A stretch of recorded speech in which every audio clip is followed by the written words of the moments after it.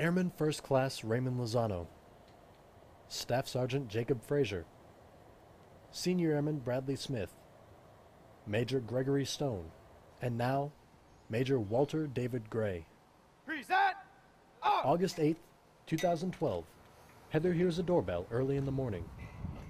So even once I opened the door, I still didn't quite put it together, and the colonel was standing there, and he just looked at me, and I was like, "Why are you here?" I didn't quite get it. And then I saw the chaplain, and he was standing there holding his white piece of paper, and his hands were shaking, and that's when I realized that someone had died, and I just said, "Oh no, who is it?" And they just, you could tell that like all the blood drained from their faces, and he said, "Heather, it was David."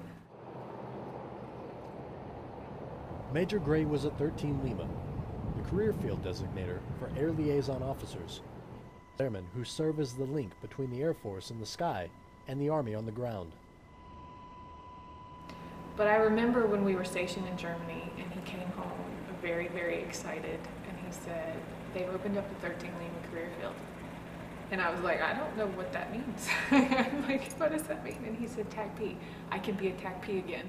But it meant that her husband, who served within the ranks of the Tactical Air Control Party as an enlisted airman, would be leaving once again.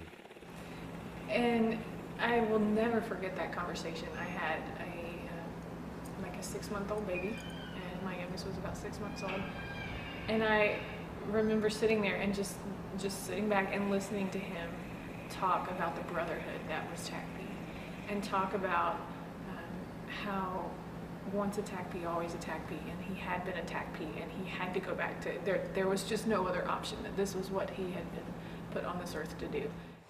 We're honored to have Major Gray's family in attendance today as well. His wife, Heather Gray. Now, 10 months after her husband was killed in action while serving in Afghanistan, Heather Gray found herself back at the schoolhouse where it all began for the unveiling of her late husband's name on the TAC P Fallen Heroes Memorial.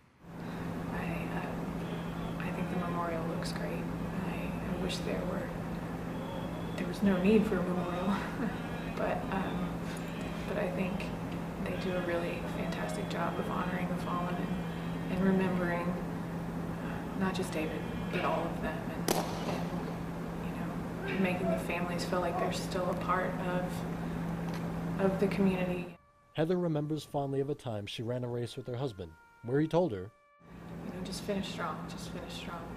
And so I wanted to do something to take a tragedy and turn it into something good and inspire people with the same kind of inspiration that he left me with. She now tours the country with her husband's words, creating Finish Strong Ministries to honor the legacy of her late husband, and she has no intention of ever stopping. I know that he died doing what he loved to do, and that I can't think of a more fitting way than for him to die as a hero, because he was a hero. Airman First Class Stephen Ellis, Hurlburt Field, Florida.